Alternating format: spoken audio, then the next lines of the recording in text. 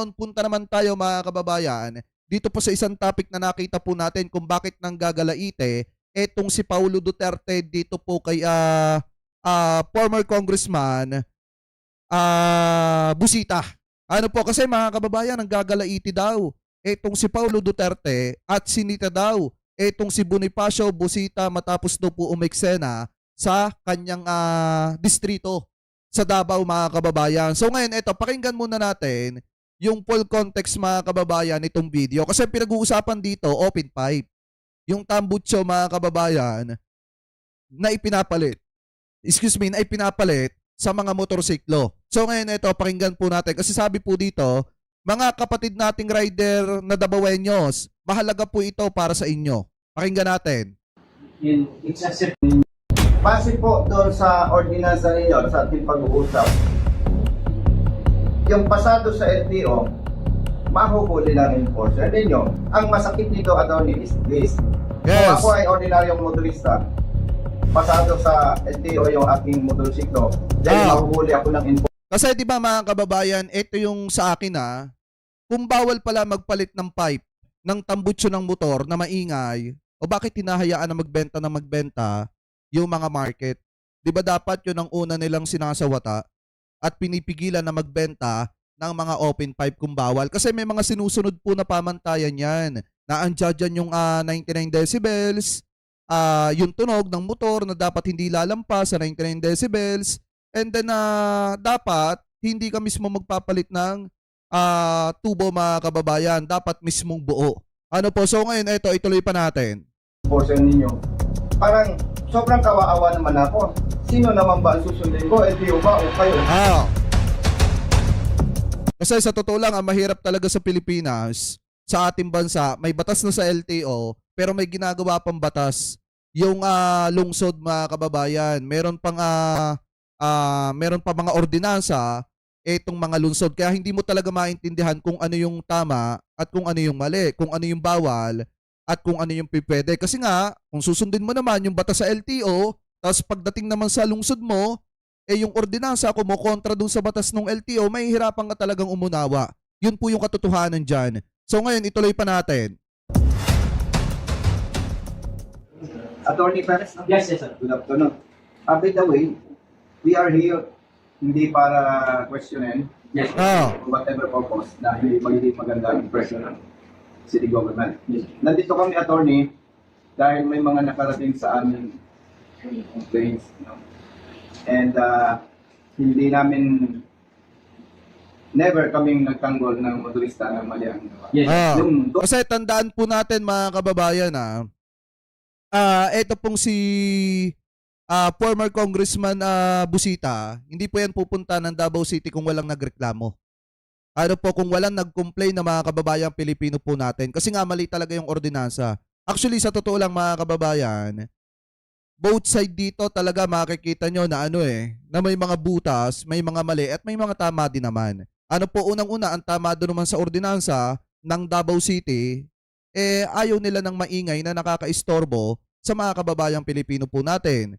Ngayon, ang problema kasi pagdating kasi po sa pagpapalit ng pipe, meron pong batas talaga dyan ng LTO na kung saan merong pwede at merong hindi rin naman, mga kababayan, basta hindi lalampas ng 99 decibels. Ano po, so ngayon, kung titingnan po natin, iba po kasi mga kababayan yung nasa sa batas ng LTO at iba naman po kasi mga kababayan yung sinasabi ng ordinansa ng Davao City Government. Ano po, so eto, pakinggan pa natin. Tunay na may violations. Ang number one intention lang namin, attorney, is to check kung may punto yung complaints ng mga riders dito sa Davao City. And by the way, nag-request ako ng presence attorney ng DILG. Kasi wala ako sa position, baka maging impact. Hindi, ayaw lang natin na maging impact ka. Nakakaharas lang yung party. Ama. Yes, maganda yung may third party from the government. We start with, dito po sa... Pakinggan niyo mga kababayan na yung sinabi ni Busita. Kaya nagsama sila ng tawag dito, ng empleyado ng DILG kasi para hindi dumating na nanghaharas sila. Ano po sa Davao City. Kasi mga kababayan, sa totoo lang, yung sinasabi dito ni Paulo Duterte, ibang-iba po sa mismong nangyari mga kababayan. Eto. Section 182 paragraph A. Sinasabi po dito, it is prohibited for a person to drive a motorcycle with sidecar or center car with modified muffler. Oh. Base po sa mga pakikipag-usap ko sa mga riders, ang sabi nila, basta nagpalit ng muffler, hinuhuli ng enforcers ng CTTM. Oh. And kanina po, may nag-interview sa akin, ganun din ang sinasabi, na basta nagpalit ng muffler, bawal huli. Ang nakalagay lang dito actually sir is muffler na approved by DTI. I-reinstall mo yung default or mag-reinstall ka ng muffler approved by DTI. Okay? When we Sabi nga ni Ma'am Janelo, tulad sa province ko, pag LTO dapat suot ang helmet. Pag municipal, ordinance naman, bawal mag-helmet. Alam nyo, sa totoo lang mga kababayan, ako talaga pag nagmumotor ako, kahit malapit lang yung pupuntahan, hindi ako sanay ng hindi nakasuot ng helmet pag nagdadrive. Lalo na at yung license ko, pinoprotektahan ko na magkaroon ng violation. Kasi di ba ang patakaran ngayon, pagka nagkaroon ng violation, yung license mo, hindi mo maa-avail. Yung 10 years. Ano po, kasi di ba sa first, dapat 5 years lang. 5 years lang muna. Lalo na pagka non-pro. So ngayon, pagka nagka-violation yan, sunod-sunod na violation, malabo ka maka-avail ng 10 years. Kaya ang ginagawa ko mga kababayan talaga, pag nasa lansangan ako, lalo na kapag may mga possible na makakaaway ka dyan, pinagpapasyensyahan na lang at the same time, hindi talaga ako naalis ng bahay nang hindi naka-helmet pag magbumotor. Ano po, so ngayon mga kababayan dito naman, ang mahirap kasi dito sa issue po na ito, siguro hindi maintindihan ng ibang mga DDZ kaya todo bati ko sila dito kay Busita. Ngayon, ang point kasi ni Busita dito, iba po kasi yung sinasabi mga kababayan dun nga sa batas ng LTO at iba naman po yung ordinansa ng lungsod ng Davao City. conducted committee hearings because i-codify ang muffler ordinance sa Davao last year, no, the target is within this year, ma-approve yun, is that pinatawag namin ng DTI, sinasabi ng DTI, hindi sila nakaka-approve o wala silang tao. So in essence, O di dapat yung mga nagbibenta nga ng muffler kung hindi pala naaprubahan ng DTI, o di hulihin na lang kung piskahin yung mga ibinibenta. Ganun dapat mga kababayan. Kung hindi inaaprubahan ng DTI yung mga muffler na ibinebenta na aftermarket, dapat hinuhuli na lang o kinukuha na lang yung mga muffler na ibinebenta nila kung hindi naman pala approve. when we read the city ordinance, itong sinasabi nila, DTI approved replacement muffler. So parang wala ito. So so dapat when we implement this, sinasabi i-reinstall yung original muffler. So pag makita ng enforcer namin, it's a separate division in enforcing this one, makita nila na hindi yun by default, yun ang inuhuli. Pero this is section 182. Ang another misconception na sinasabi nila, itong section 123, which is also talking about a muffler exhaust system na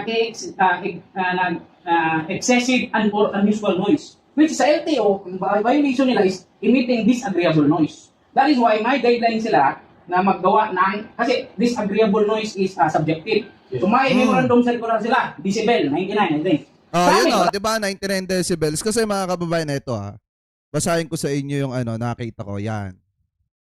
Ayan. So ngayon mga kababayan, sabi ko dito, nagtanong tayo syempre doon sa kakilala natin na may alam pagdating po dito. Ang tanong natin kung pwede ba magpalit ng muffler. So sabi dito mga kababayan, ayan, oo pwede ka magpalit ng muffler ng tambutso, exosystem sa inyong motorsiklo. Gayunpaman, may mahigpit na regulasyon ang Land Transportation Office, LTO, sa Pilipinas tungkol dito, lalo na pagdating po sa antas ng ingay. Decibel limit. Ang pinakamahalagang panuntunan ay dapat dapat ay hindi lumampas ang tunog ng iyong tambutso sa 99 decibels dB. Sinusukat ito sa layong 0.5 metro mula sa dulo ng tambutso sa 45 degree angle at sa pagitan ng 2,000 hanggang 2,500 RPM ng makina. So sabi pa dito, aftermarket exosystem. Pinapayagan ang paggamit ng aftermarket mufflers basta sumusunod ito sa nabanggit na decibel limit. Hindi mahalaga kung stock o aftermarket ang iyong tambutso. Ang mahalaga ay ang antas ng ingay po nito. Eh ano, wala naman sinabi mga kababayan na bawal magpalit ng tambutsyo. Ngayon, ang sinasabi nila dito na sa City Ordinance mga kababayan, na pag nakita nila na hindi default or hindi yun yung mismong tambutsyo mga kababayan, automatic kinuhuli na. Eh ang problema nga kasi mga kababayan, ang sinasabi sa LTO, pwede kang magpalit ng muffler basta sumusunod ka sa decibels limit. Yun yung ingay ng motor mo. Dapat hindi tataas pa mga kababayan sa 99 decibels. Yan po yung sabi dito. Ayan o. So ngayon, sabi pa dito mga kababayan, basahin pa natin. Aha.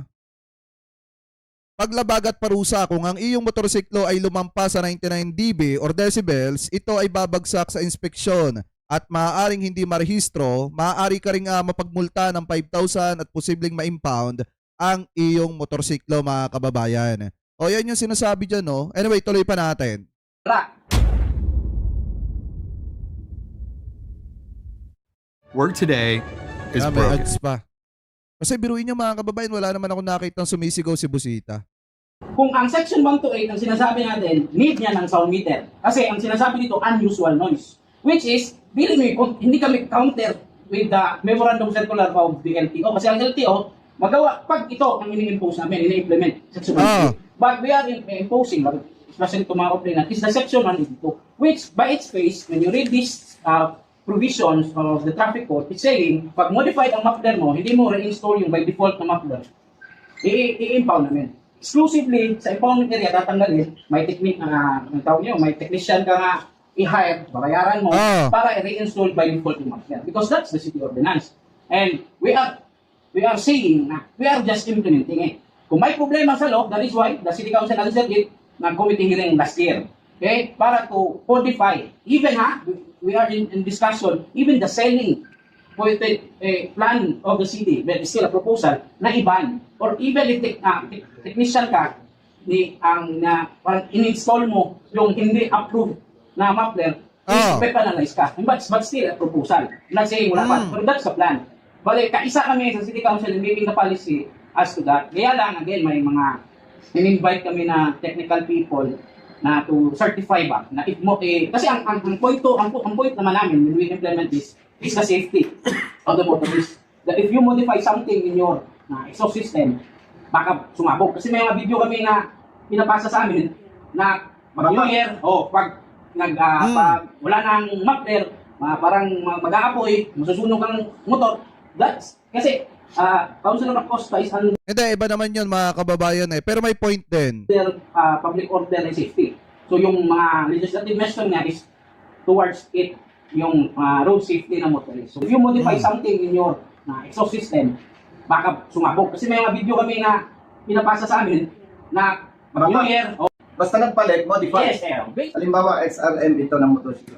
Yan. Eto, pakinggan nyo Pakinggan nyo to mga kababayan. Yes, sir. Hindi na available sa market yung original. Sa ngalan ng public service, anong pwedeng gawin ng CPMO para sa mga riders? That is why, sir, since we are speaking on the proposal on making amendments.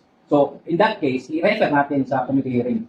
Pag next committee hearing, we will say that there are motorcycle that cannot, hindi na pwede ma-change sa muffler for that instance. So, for the next hearing, Yes. so paano ngayon yung mga mahuhuli? Yung mga nahuli na at mahuhuli pa? Yes, sir. Anong protection natin kayang ibigay doon? We will implement this as it is. Unless there's changes or there's court order to stop implementing it. In other words, para malinaw sa riding community, kung ikaw ay hindi makabili ng original or stock muffler at sa motorcycle mo, ang term lang na madali nila maintindihan, sorry kayo. Very clear, walang public service doon. Kasi sorry na lang. Tama yung sinabi ni former Congressman Busita. So ngayon, ang city ordinance pala ng Davao City ganito. Kapag pala ikaw ay may motor, ngayon mga kababayan, syempre, bumili ka ng motor, nasira na yung muffler ng motor mo. Ngayon, ang mangyayari mga kababayan, kung hindi na available sa aftermarket, pasensya ka na lang. Sorry ka na lang, hindi ka pwedeng magpalit dahil nga, kapag ka nagpalit ka ng galing sa stock market mga kababayan, or aftermarket mga kababayan, ang mangyayari noon, huhulihin ka. So walang konsiderasyon doon sa mga kababayang Pilipino po natin na nagmumotor. Pero yun yung mga Duterte yung nakaupo dyan Diba, pwede ka namang magpalit yun ang sinasabi ng LTO. Pwede kang magpalit ng muffler basta sumusunod lang doon sa 99 decibels na ingay ng motor mo. Diba mga kababayan? Anyway, tuloy pa natin. Yung pasado sa LTO, mahuhuli ng enforcer ninyo. Ang masakit nito, attorney, is this. Kung ako ay ordinaryong motorista, pasado sa LTO yung aking motorsiklo, Oh. then mahuhuli ako ng enforcer ninyo. Parang sobrang kawawa naman ako. Tama. Sino naman ba ang susundin ko? LTO ba o kayo? By the way, ako nagsasalita on behalf of the riding community. Pwede sana maimungkahi natin sa mayor na while waiting for the amendment of this ordinance, ay baka pwedeng pa-suspend muna kasi kawawa naman yung mga motorcycle riders natin. Kasi lang naman ang kahilingan namin on behalf of the riding community. Yung implementation ng LTO at implementation ng CTTMO, huwag namang magbanggaan. Tama. Totoo na may kapangyarihan ng LGU and the CTTMO is under the LGU.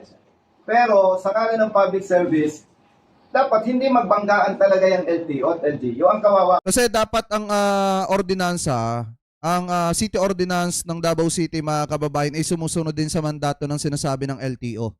Kung halimbawa, mga kababayan, dapat ang hinuhuli na lang nila yung mga naka-motorcycle na nagpalit ng pipe, ng tambucho ng motor nila at lumampas sa 99 decibels. Yun ang dapat hinuhuli nila. At least hindi sila bumabangga dun sa panuntunan mismo ng batas na ginawa, mga kababayan, ng LTO. Ano po, pagdating sa pagpapalit ng pipe. Anyway, tuloy pa natin.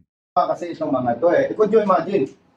Galing sila ng LTO, nagparehistro, dumaan sa proseso, then dadaan sa Davao City, mahuhuli. Ano lang gagawin ng ating mga maliliit na manggagawa? Yun lang naman ang talagang masakit dyan na parang, sorry sa term ha, parang kung pababayaan natin yan, kanya-kanyang diskarte na lang. May gusto kayo, may gusto kami. Huwag kayong makialam. Meron kaming diskarting amin. Oh. Kawawa naman kasi gusto naman nila sumunod. Eh, may conflict talaga eh. Kaya nga request ko, attorney, with your help, lawyer ka naman, mag-recommend lang tayo ng mayor. Baka pwede, while waiting for the amendments of this ordinance, masuspend po muna namin yan. Anyway, hindi naman yan makakamatay ng mga tao kung isuspend din natin yan. Ngayon, mga kababayan, eto na. Nag-post etong si, Nag-post etong si Paulo Duterte. At ayon po dito sa Abante, una sa balita, basahin po natin Ayan. Sabi dito, oy Ma'am Almoras Pilar, may galab shoutout from Cebu. Ayan, shoutout po sa inyo. Thank you po sa panonood So sabi dito, Pulong Duterte sinita si Bonifacio Busita matapos daw po umeksena sa Davao. Ngayon, di ba mga kababayan, sabi ko nga po sa inyo kanina, hindi naman makakarating ng Davao etong si former Congressman Busita kung hindi po siya, mga kababayan, tinawagan o pinakiusapan ng mga kababayang Pilipino po natin doon para maliwanagan nga doon sa City Ordinance ng Davao. So ngayon, eto, basahin po natin yung nilalaman. Yan. Sinita ni Davao City Representative Pulong Duterte si dating congressman at retired Col Bonifacio Busita matapos umanong pagsabihan ng ilang miyembro o ilang empleyado ng lokal na pamahalaan ng bumisita sa lungsod kamakailan. Sa isang pahayag nitong linggo, sinabi ni Duterte na nakakapagtaka umano na sa Davao na piling umiksena nito daw pong si Busita, na founder din ng Rider Safety Advocates of the Philippines or etong ARSAP, mga kababayan. Sabi pa ni Paulo Duterte, kung makasigaw ka sa mga city employees na maayos namang ginagawa ang trabaho nila, akala mo siya ang inihalal ng mga Davaoenyo para mamuno sa syudad. You were not elected here. Our people choose their leaders. Respect that. Ani po ni Paulo Duterte. Eto, tanong ko sa inyo, mga kababayan, may nakita ba kayong sumigaw si Busita? Diba? May nakita ba kayo na sinigaw-sigawan ni Busita yung kausap niya, mga kababayan, na attorney? Diba kung makikita nyo doon sa video, nakikiusap pa nga etong si Busita na baka naman mababago, baka naman mapapakiusapan yung mayor na amyendahan naman yung batas, na yung batas ay hindi bumabangga or amyendahan yung city ordinance ng lungsod ng Davao City na hindi naman bumabangga dun sa inilabas na batas or panuntunan ng LTO, mga kababayan. Yun po yung sinasabi ni Congressman Busita, former Congressman Busita, at wala siyang paninigaw na ginawa. Kung pagbabasihan natin yung video so ngayon sabi pa dito, eto pa daw, binanggit din niya ang ordinansa sa lungsod, ang Comprehensive Transport and Traffic Code of Davao City na ayon sa kanya ay umiiral upang matiyak ang kaayusan ng publiko. Sabi pa dito, mga kababayan, eto daw, hindi ito basta trip lang ng LGU. It exists to protect public order, especially against excessively loud modified or yung sobrang maingay, mga kababayan. Exosystem na wala namang nadudulot kung hindi istorbo, ingay at alarma, lalo na sa gabi, sabi po ni Paulo Duterte. Ngayon naman sa akin, mga kababayan, maliwanag nga yung sinabi ko sa inyo na unang-una, pwedeng magpalit ng pipe basta hindi nga lalampas sa 99 decibels. So ngayon, ang problema kasi nga dito sa ordinansa ng Davao City, kapag ka nagpalit ka ng pipe kahit sumunod ka dun sa panuntunan ng LTO na dapat hindi lalampas ng 99 decibels, uhulihin ka pa rin. So ibig sabihin, halimbawa nga, kung bumili ka ng motorsiklo mo at nabulok na yung tambutso mo o nasira na o nagato na o kung ano man ang nangyari dyan at wala ka nang mabili na katulad no na original, ang mangyayari dyan, mga kababayan, sorry ka na lang. O di bumili ka na lang ng bagong motor kasi hindi ka pwedeng bumili ng tambutso na iba na pwede mong ilagay doon. Kahit pa sumunod ka doon sa panuntunan ng LTO na 99 decibels na hindi lalampas doon. Ano po? So ngayon, sabi pa dito, basahin pa natin. Kung gusto mong mag-advocate, gawin mo sa tamang paraan. Dialogue, not drama. Policy discussion, not public spectacle. At kung sa tingin mo, harmless ang bora-bora, pipes, pwede naman siguro nating subukan. Dalhin natin sa tapat ng bahay mo, sabay-sabay paanda rin sa 10 oras ng gabi. Tingnan natin kung hindi ka mabwisit, dagdag niya. Hinimok din ni Duterte ang mga motorista sa lungsod na sumunod sa batas at ipinapaalala na may proseso para sa pag-amyenda ng ordinansa at buksan ang lokal na pamahalaan sa konsultasyon. Sabi pa dito, criticism is welcome, arrogance is not. Davao will always choose order over noise. Pagtatapos, mga kababayan, ni Paulo Duterte. So ngayon, kung makikita nyo yung pakiusap pala ni former Congressman Busita sa mga Duterte, mga kababayan, lalo na kay Mayor Basti Duterte, na amyendahan yung batas pagdating doon na mas makakatulong sana sa mga kababayan Pilipino natin na maintindihan yung usapin pagdating po sa mga motorsiklo, sa mga tambutso na ganyan, minasama pa nila. Minasama pa, mga kababayan, ni Paulo Duterte. So yan ba yung sinasabi niyong may malasakit sa mga kababayang Pilipino po natin? Na saglip na unawain ang mga kababayang Pilipino po natin, parang ang dating naging diktador pa. Kung ano yung gusto nila, yun lang yung masusunod kahit pabanggain nila yung rules mismo ng LTO. Di ba dapat ang sinusunod ng city ordinance dyan kung ano yung batas na nasa sa LTO para hindi sila magkabanggaan ng pananaw, mga kababayan. Ang nangyari dito, may sariling batas pala ang Davao City at kapag ikaw ay normal na mamamayang Pilipino, lalo na kung wala nang makita kang tambutso ng motor mo, sorry ka na lang. Ang ending niyan, di bumili ka ng bagong motor mo. Diba? Ganun lang, mga kababayan. Kasi pagka hindi default, or hindi yung mismong tambutso ng motor mo nakakabit sa motor mo, at magpapalit ka, bawal ka magpalit. Yun po yung sa madaling salita. Bawal ka magpalit. Ano po, nakakalungkot lang isipin na may mga ganito palang public servant na sinasabi nung iba na makatao pero hindi naman pala makatao. Ano po, talagang ang nangyayari, mas pinahihirapan pa ang pamumuhay ng mga kababayang Pilipino po natin tapos gusto nyo pang gawing presidente o vice president. Abay, maawa naman kayo sa Pilipinas. Di ba, kung sa Davao City pa nga, may mga nagrereklamo na patungkol sa kanilang maling ordinansa, paano pa kaya kapag naging presidente ang mga yan? O mas tumaas pa yung kapangyarihang hawak ng mga yan. Di po ba, mga kababayan? So kayo, ano po masasabi nyo? Hingil po dyan. Comment below na lamang po kung sa inyong pananaw, sino ba ang tama at mali?